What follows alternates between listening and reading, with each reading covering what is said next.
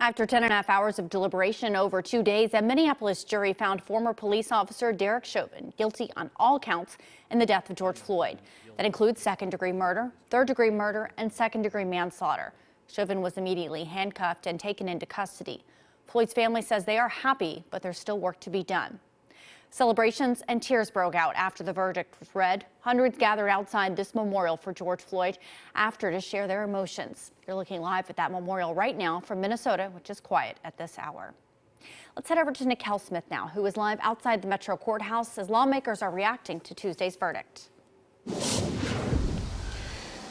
Hey, good morning, Nikki. Yeah, right here outside the historic Metro Nashville Courthouse. That's where one of the scenes of the protest that happened last summer and, of course, in other parts of downtown Nashville as well. The goal for those protesters were calling for justice in the death of George Floyd. And now this morning, many of those people are saying they feel justice has been served. We're also hearing from Tennessee leaders about their opinions on the verdict as well. For example, Congressman Steve Cohen from Tennessee is saying, quote, the jury has spoken. Justice has been served.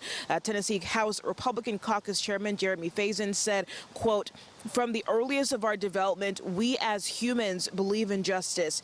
Even as a young child, we demand justice when we've been wronged. Justice was served, end quote. House Minority Leader Karen Camper says while she feels the jury made the right decision in convicting Derek Chauvin, the road towards equality is not over. The House Minority Leader, like many other protesters last year, wants to see better relationships between law enforcement and the community.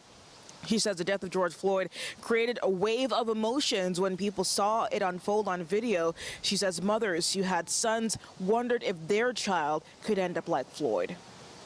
I think about the pain and anguish, and I remember when this was going on and how some mothers was just, when they saw him, they wept. But they were weeping for, that could be my son. That could be my nephew. But I do believe that they feel that somehow now law enforcement can be held accountable.